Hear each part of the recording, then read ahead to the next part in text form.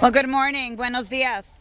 I'm Congresswoman Delia Catalina Ramirez, and I'm the proud representative of Illinois' 3rd Congressional District that represents the northwestern part of the city of Chicago and the northwestern part of suburbs. We stand here today on this Wednesday together, united. We understand that whether it's LA, DC, Chicago, or Baltimore, Trump's deployment of thousands of armed federal agents and military personnel into the nation's capital and other cities is the action of a wannabe dictator. For him, Donald Trump, abusing the power of the National Guard is not about protecting public safety. It's about control.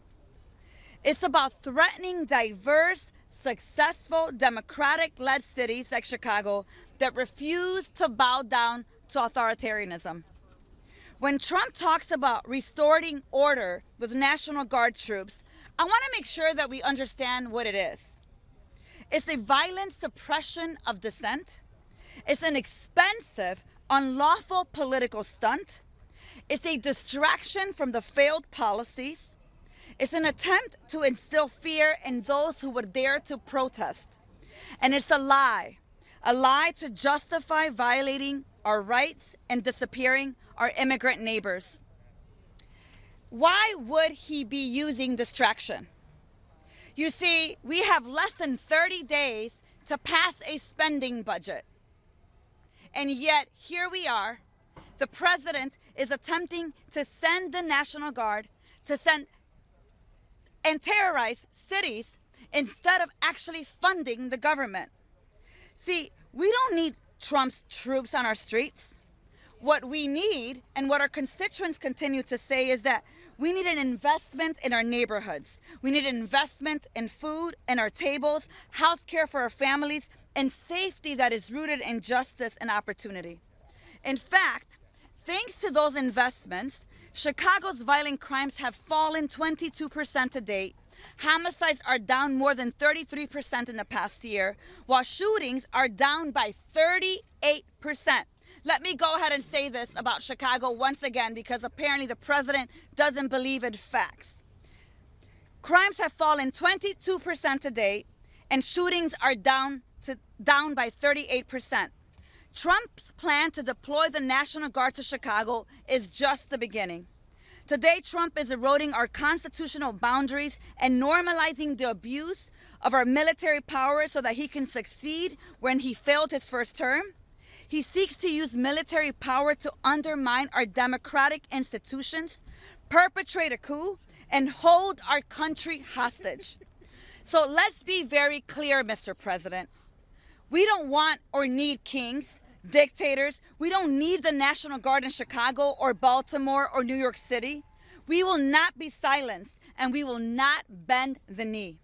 We stand here united as members of Congress because we understand that our fight is not just about one city. When armed troops are sent into American communities to suppress protest, to target civil society leaders, or to facilitate the disappearance of our neighbors, it is not just a local issue. It strikes at the core of our very own democracy. And we cannot let this continue. We have to continue to resist, and this moment demands courage.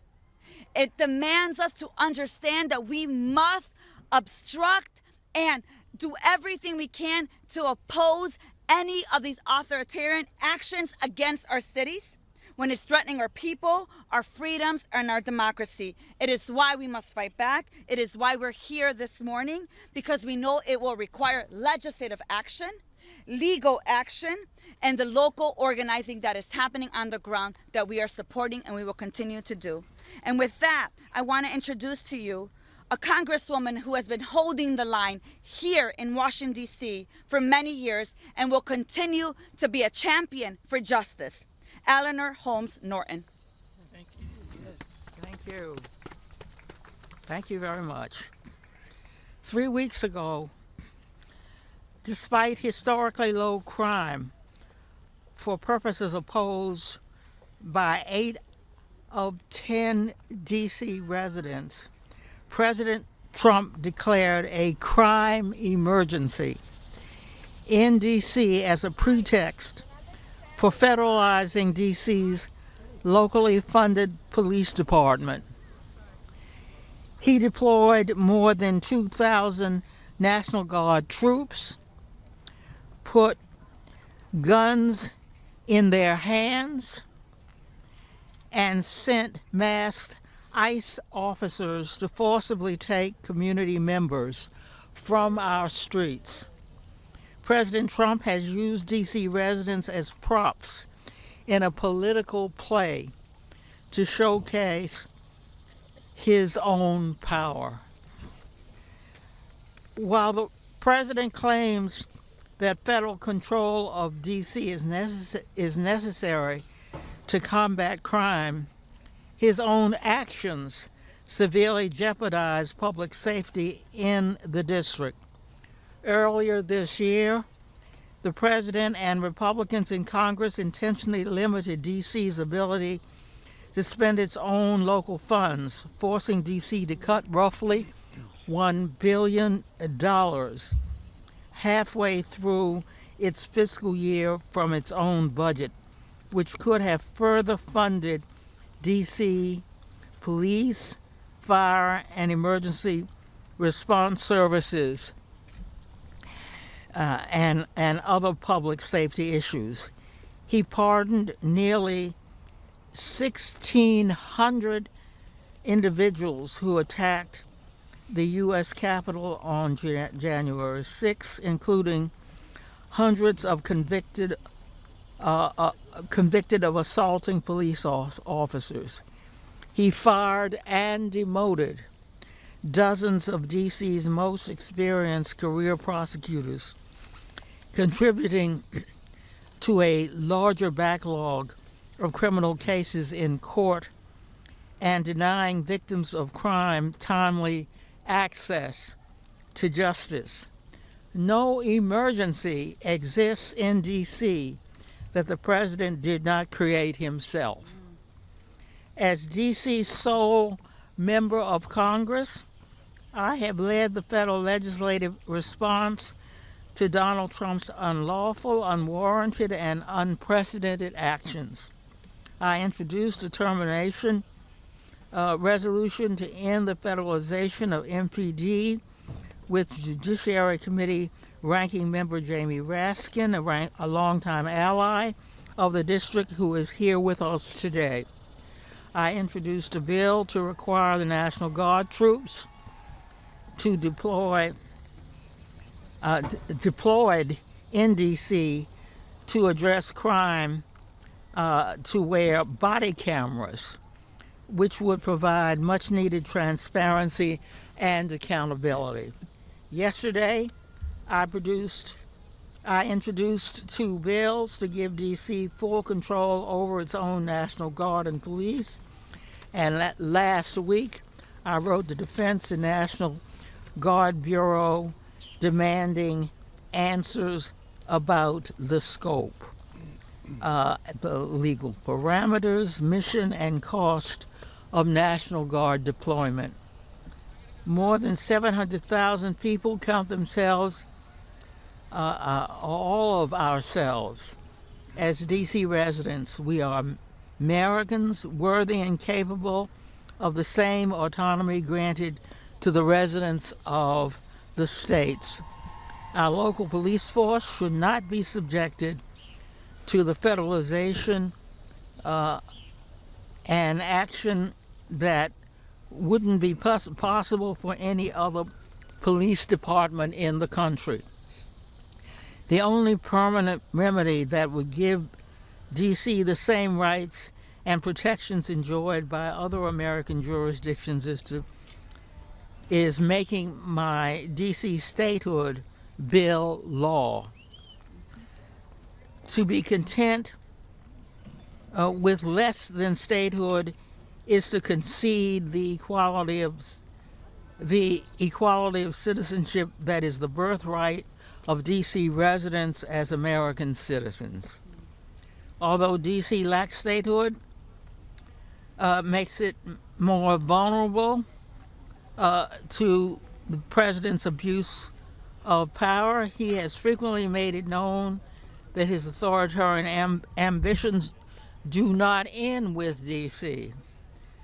Thank you to Congresswoman Ramirez for inviting me to speak today. Your constituents in Chicago are also Americans who are worthy of governing their own local affairs, and I'm proud to be here with you today defending Chicago's right to the same protections I've argued D.C. residents deserve for decades. Thank you very much.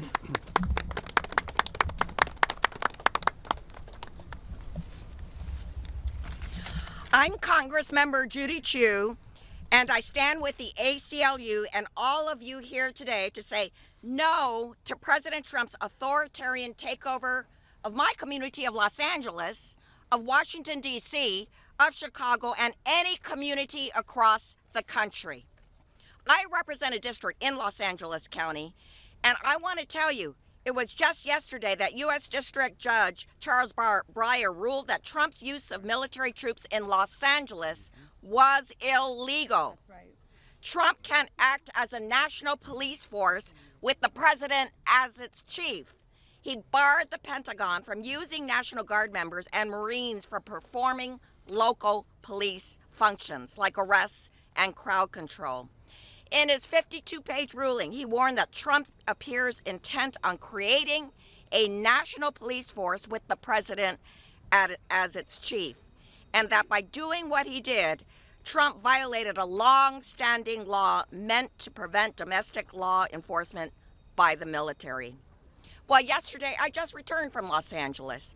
That is where Trump sent 4,000 National Guardsmen and 700 Marines to our area when our local law enforcement had everything well under control. But why did he do it? Just for the purposes of intimidation. Of the 4,000 Guards members in LA, many were pulled away from the civilian roles that actually keep communities safe, like nurses, EMTs, teachers, service workers, food and agriculture workers. They were yanked from saving lives and serving neighbors just for Trump's political theater. He is ripping National Guard soldiers away from their jobs and families so he can trample on our constitutional rights and disappear our neighbors off the street. And it is a waste of your taxpayer dollars. This stunt is costing taxpayers tens of millions of dollars that could be used to expand health care, fund our schools, or increase housing.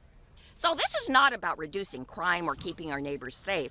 It's about enacting the largest cut to health care in our nation's history and shoveling trillions of dollars in tax breaks to the ultra-rich.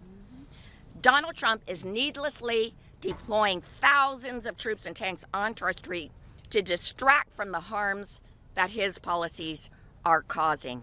Never before in our nation's history has the military been used in this way. These are the tactics of a dictatorship. And while this is going on, masked agents have flooded our streets. They are terrorizing people and they are refusing to identify themselves. It's all about intimidation, racial profiling, and harassment. But we cannot let that happen, not in LA, not here in DC, not in Chicago, not in America. This ruling from yesterday shows just how important it is that we keep fighting against Trump's illegal and authoritarian actions here in Washington, D.C. and other major cities. Because when we keep fighting, we can win, just as we did yesterday. So we will not be silenced. We stand with all Americans peacefully dissenting against this administration. Together, in the streets, in the courts, and in Congress, we will stop this authoritarian power grab. And now I'd like to introduce Congressman Glenn Ivey, who represents parts of Baltimore. Good morning. My name's Glenn Ivey. I'm the congressman who represents Prince George's County, which is the eastern border of Washington, D.C. I have two of my kids that live here in the Washington, D.C. One of my grandkids lives here, and I was a federal prosecutor down the street for 4 years here in Washington, D.C. So I understand how this ought to work. When I was prosecuting there, D.C. was having somewhere in the range of 450 to 500 homicides per year. Crime's been going down dramatically since then, certainly in the last couple of years. And it's been going down for a couple of reasons. One is that they've been doing an outstanding job of integrating enforcement with intervention and prevention programs that have been moving things down, getting the guns off the street, but more importantly, making sure that you don't just get there after the shots have been fired and somebody's on the ground. You try and reach out to these kids who are in trouble before they get to that point and take care of it then. The Biden administration had put programs in place to help do that. We know it's not serious for the Trump administration because one of the first things he did was cut the funding for those kind of programs. And we also know this isn't a serious effort because one of the first things they did was eliminate the Office of Gun Violence Reduction, which had also played a key role in reducing gun violence in these cities. And instead of doing that, what he's done instead is to put soldiers out on the street, soldiers who don't have the training or the ability to help to deal with policing. For example, they don't know anything about chain of custody. If they seize any evidence, there's a good chance it'll get suppressed because they don't know how to do it. They don't know how to Mirandize suspects. So what you could end up with those two scenarios in place if they get involved in policing is serious crimes like murders and rapes actually getting thrown out on constitutional grounds. We want people on the streets who can help to deal with issues of affecting law enforcement that are trained to do it.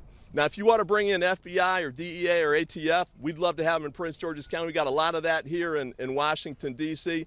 Those are people who can make a difference. But what I've seen with these guys on the street here, my wife and I went out for dinner a couple of weeks ago down at the wharf, and I saw about 30 of these troops dressed in camouflage with combat military weapons, M4s, and driving combat vehicles. Armored vehicles. Now, you would have thought the Taliban was about to attack or something. And one of the real problems with the M4 guns is twofold. One is, you know, for regular civilian police, there's a force continuum that they can use. They don't have to go to deadly force right away. They've got tasers and pepper spray and the like. We want to use that. But the other big one, too, is M4s are so powerful. If you shoot somebody, even if you hit the right guy, the bullet's going to keep going through the body and go and potentially hit other people. And so on the wharf that day, when they're walking around with these weapons of military impact on that street, we had people who were civilians just like me sitting there eating dinner, wondering if these guys really knew what to do if something actually happened of a regular kind of crime scenario. Let's move away from this kind of nonsense. Let's get off the show. The show costs $1 million a day here in the District of Columbia, which is crazy, while they're withholding $1.1 billion of DC's own money, which the mayor said, if you release it, I want to hire more cops and teachers. Those are exactly the people we need to help deal with these issues. And the last point I'll make on is this. This is a long-term issue. We need long-term solutions to address it. Not 30 days, not 60 days, not cops or fake cops, soldiers who are out here on the street just for 5 or 10 minutes, basically walking tourist traps here in town instead of actually helping to get the criminals off the street. Let's move towards that. Let's give the cities the funding back that they were using to bring crime down. Let's give them back the money that they need to get more officers on the street. The Trump administration is putting up $50,000 signing bonuses to get these guys to join ICE, but they won't do it for local police departments like this one or Prince George's County because we're all competing for more cops. Let's help us out that way. Help us put more cops on the street instead of the fake show of National Guard troops walking around in tourist areas in camouflage and armored vehicles, which you know they can't use for actual policing. Thank you.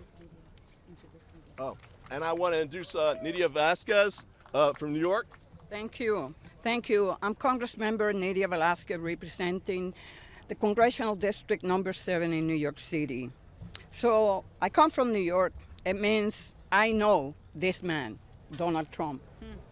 Every time he feels threatened, he manufactures a crisis. Right. And that is exactly what he's doing here. He knows that what is in the mind of the American people is about releasing the Epstein files. He knows that what is in the mind of the American people is the cost of groceries, a crisis that he himself created with illegal and arbitrary tariffs that he has imposed. And if he truly cares about tackling the issue of the crime rates in America, he will be sending the troops to states that are run by Republicans, because that is where the highest crime rates exist. It's now been 23 days since Donald Trump launched his federal takeover of Washington. In that time, we have seen the National Guard troops brought in from across the country to patrol the streets. They have been so underutilized that some are now reduced to picking up trash and cleaning the National Mall.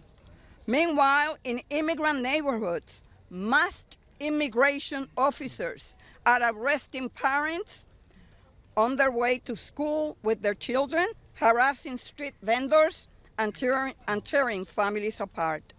Federal law enforcement officers have been pulled away from investigation into things like public corruption, counterintelligence, even drug trafficking, just to patrol city streets. All of this comes at a staggering cost to the American people. Millions of taxpayer dollars every day. And for what? An overwhelming majority of DC residents oppose this occupation, and most say it makes them less safe. Yesterday, as Judy Chu related, a federal judge ruled that it was illegal. But what does Donald Trump cares about what is illegal or legal in this country? A man that was convicted of 34 counts. This is not about crime. This is about control. Trump is a wannabe dictator and is using Washington, D.C. as a testing ground for his authoritarian policies. He did it in Los Angeles, he's doing it here, and it's only a matter of time before he tries to take over a city near you. This is about spreading fear and punishing democratic cities into submission. And it must be noted, as I mentioned, many of the states with the highest rates of violent crimes are in fact run by Republicans. We are not going to bow down. We reject the unwarranted, costly federal takeover of Washington, D.C. We will not accept it here, in Chicago, in New York, or in any other city across our nation. And we know our constituents will not accept it either. Right. They do not want the military deployed to their neighborhoods. They don't want their fundamental rights trampled. They want Donald Trump to get the hell out of our cities and let local government run our cities. Right. And with that, let me present to you the Congress member from Chicago, Chuy Garcia. Good morning. Thank you to my neighbor and colleague, Delia Ramirez, for convening this press conference and the ACLU. I'm Chuy Garcia, the first member of Congress from the Midwest who is a Mexican immigrant, and I represent a district where 1 in 3 people are foreign-born, most of them from Mexico. It's clear that Trump is escalating his attacks against Chicago because he needs a distraction, as you've heard, from the Epstein files, from the plunging popularity numbers, and because the courts are jeopardizing his pet priorities, his ability to mobilize the Guard, and to the question of tariffs. This escalation is not about public safety or about law and order. It's an authoritarian power grab that has profound consequences that seeks to target and profile working class immigrant and brown communities. It's the same racist and xenophobic playbook that Trump and Stephen Miller have used before. Terrorize immigrants, pursue deportation quotas, divide people. That's their specialty. It's no coincidence that the attempts to send troops to Chicago on one of the largest Mexican Independence Day festivities in the country is taking place now. Deploying the National Guard in Chicago will not make the city safer. It fuels Trump's violent attacks on our communities and sends people back into the shadows. If he's serious about reducing crime, he would stop weaponizing the military. Instead, he will restore funding to healthcare, education, job programs, and community violence intervention programs. Chicago will not allow this power grab. Crime rates in Chicago have been on the decline because these investments have been made. It is clear that Trump cannot deploy armed forces to Chicago, LA, DC, or Baltimore, or any other states or cities, and that it requires the consent of Congress and the Constitution. There is no such authorization, and that's why we stand here today in defense of the Constitution and of our civil rights. Muy buenos días. Esta mañana es muy claro que Trump está intensificando los ataques contra Chicago porque necesita distraer a la gente de los archivos de Epstein y la caída de su popularidad. Esta escalada no se trata de seguridad pública ni de ley y orden. Es una toma de poder autoritaria con profundas consecuencias que ataca y discrimina a las comunidades de clase trabajadoras, inmigrantes y latinas. Es la misma estrategia que han usado Trump y Miller. No es casualidad que intenta enviar tropas a Chicago antes de una de las celebraciones del Día de la Independencia de México. ¡Qué coincidencia!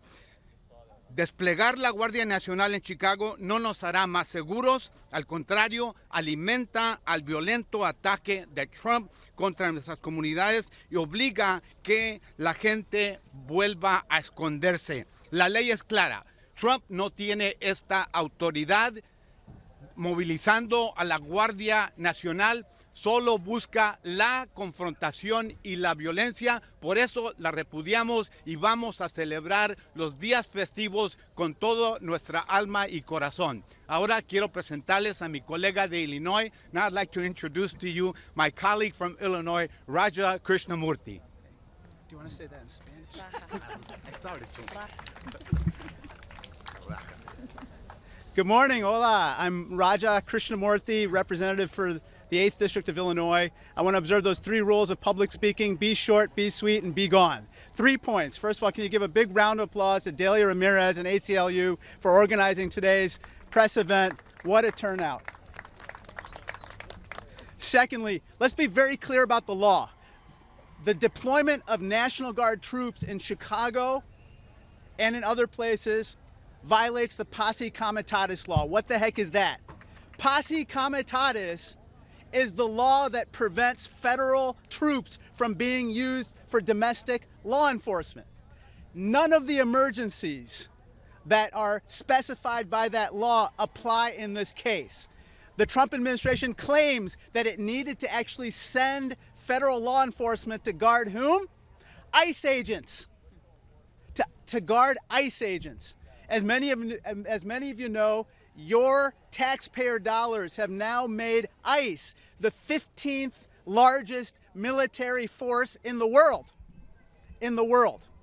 And so that's why a judge yesterday threw out that reasoning and tossed the lawsuit in favor of the plaintiffs, in that case California and Los Angeles. Now let's come to the third and final point. You choose what you don't change. In this case of the National Guard, we have come together instead to guard our nation and our values. And so today I'm introducing an amendment to the NDAA requiring that National Guard troops in order to be placed in any jurisdiction, must receive the consent of the chief executive officer of that jurisdiction, in this case, the governor or the mayor. It cannot be just deployed at the president's whim. The National Guard, who is comprised of good, honorable people who are being pulled from their everyday lives, cannot be used as the president's paramilitary force, cannot be used as the president's secret police, cannot be used in a way inconsistent with either the law or the Constitution. And so I say to my Republican colleagues, I implore them to look at the facts of the situation. Today, he is targeting Democrats, democratically run cities. He's targeting people he doesn't like. But tomorrow it could be you. And if you don't believe me, just ask John Bolton. Ask John Bolton, the president's former national security advisor, whose house was raided last week by the FBI. The president will choose whomever is out of favor with him to go after them. And so I ask them to consider this situation and remember that party should always come second to country. Country over party. And that's why we're here. Thank you so much. And now I'd like to introduce my good friend and colleague from Chicago, the best city in the world, Jonathan Jackson.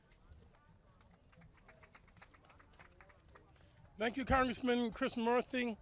I stand here in solidarity with my colleagues, the Honorable Congresswoman Dalia Ramirez and the ACLU.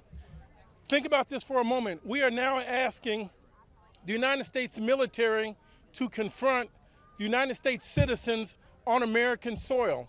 This is going in the wrong direction. We need assistance in Chicago, but why don't you talk with the mayor, talk with the governor, talk with the county board president. Our numbers are going in the right direction as homicides and murders are going down. One death by homicide is too many. 30,000 Americans are killed every year by gun violence. We have a scourge of gun violence in the United States of America. It's been said before, 8 out of 10 of the most dangerous states per capita are Republican-led. This is a political ploy. We must put an end to this. We must abide by the U.S. law. This is a dangerous sign that the president is signaling to turn American troops on American citizens on American soil. I would now like to introduce my colleague who's taken this leadership role, the Honorable Congresswoman Dalia Ramirez. Thank you. Well, we're ending this press conference, but I think you heard really clearly from my colleagues here, whether it's Chicago, whether it's Baltimore, D.C., California, or New York. We're not going to watch this wannabe king attempt to occupy democratic cities because he wants to.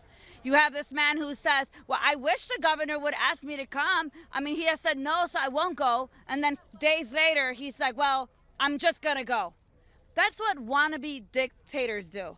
But I think you heard it very clearly from my colleagues today. We are going to use every legislative action, whether it is introducing amendments right now, whether it is in the appropriation process. We're going to continue to use litigation in the way that we saw in California. And let me be very clear. What the California ruling says is that the National Guard could, in fact, go to cities like Chicago. However, it cannot get in the way of local law enforcement. It could add and continue to add to what ICE is already doing, which, by the way, has $150 billion of your taxpayer dollars to do their immigration enforcement of literally ripping families apart from each other. But they can do that. They cannot do anything related to law enforcement. I want to be very, very clear. So as we end, I want to say this.